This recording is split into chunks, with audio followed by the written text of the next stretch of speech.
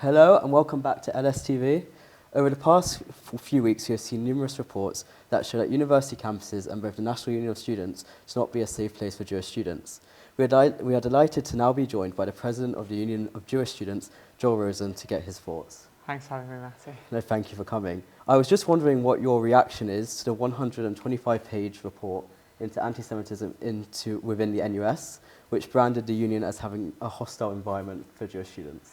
Look, I think that report was a difficult read for me, for many Jewish students, for lots of activists who've given years of their life to NUS.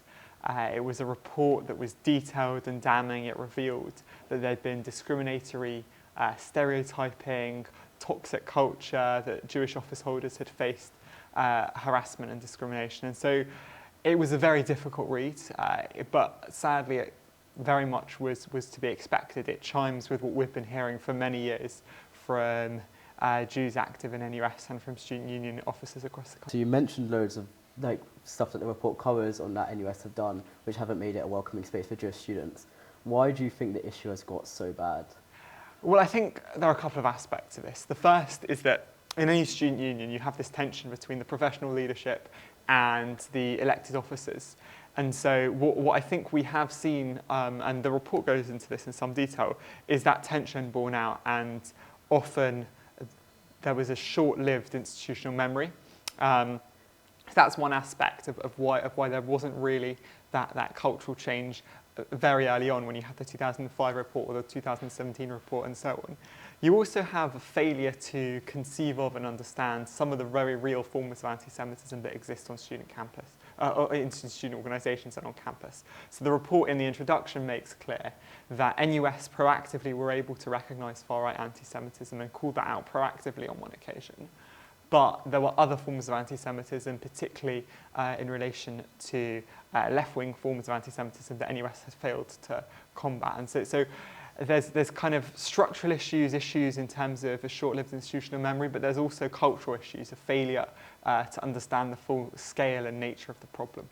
Why do you think right-wing anti-Semitism was more combated than left-wing anti-Semitism? All very simple. I think it's easy to call out the racism of your political opponents. The true test is whether or not you can call out racism when it's coming from your own side. And I think too often Jewish students raising concerns were viewed with suspicion and weren't given a fair hearing and weren't listened to. And that's very much what comes through if you read the report.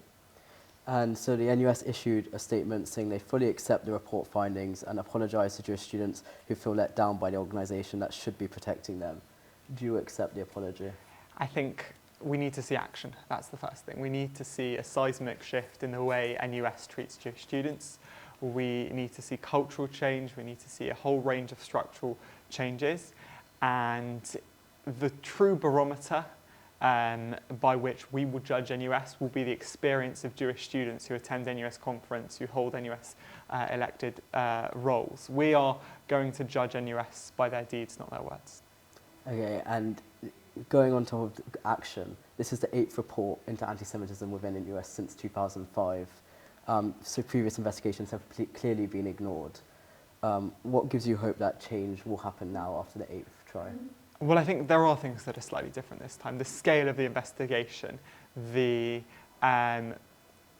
detail of the recommendations does give some Jewish students a lot of room for optimism. One of the recommendations, the first recommendation I think, is the creation of an oversight board which will have Jewish representation. So we will have kind of a seat at the table to scrutinise this process and to see if change is implemented. It's similar to the advisory board that sits to look at the implementation of the EHRC report into the Labour Party. So one very important crucial difference this time is that we'll be there, or Jewish communal representatives will be there sitting around the table measuring the change that's happening.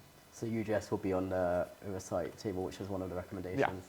Yeah. In light of all this, UJS will disassociate itself from NUS, or is going to stay involved and try and fight it from within? Look, the decisions we make as an organisation are shaped by our members. In just under a week's time, our members will gather at our annual conference and will decide policy. I'm going to be guided by what they say. At the moment, I think there's a real sense of hope on the part of some Jewish students, and that's very much the feeling I'm getting as I'm travelling around the country visiting JSOCs like I am today. People want to see change, people want to see us fight from within to make that change happen. But as always, our response will be guided by the wishes of Jewish students. And moving on to more generally now, moving away from your NUS, because it's not only within NUS that Jewish students don't feel welcome and safe. Campuses up and down the country also, as well. We just had the report from the Community Service Trust that shows that there was a 22% increase in reports of anti-Semitism affecting Jewish students, staff and student bodies at British universities in the last 2 years. That's 150 incidents. And we also know that a lot go unreported, so it's likely to be much higher. Are you shocked by this figure? I'm not shocked by the figure, and it very much dovetails again with what Jewish students have been saying.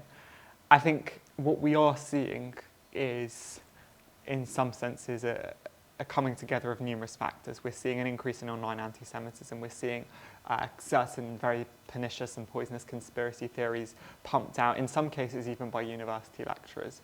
We are seeing some universities able to handle complaints effectively, and others with ineffective and inert complaints procedures. So the findings of the CST's report are very sobering, but I don't think they come as a great shock to Jewish students on campus.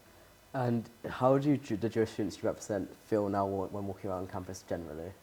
Well, I want to make clear that the report states, the CST report, the biannual incidence report, makes clear that the overwhelming majority of Jewish students have very positive experiences on campuses. We are privileged to have well over 70 thriving Jewish societies across the UK and Ireland. We've opened 6 new JSOCs in the first few months of this year alone. And so we are, I think, very blessed to have a community of students who are resilient, who are defiant, who are keen to be defined by themselves and not defined by their detractors. And so whilst there is a real problem here, and Jewish students do face serious challenges, I have great optimism in them and in their resilience.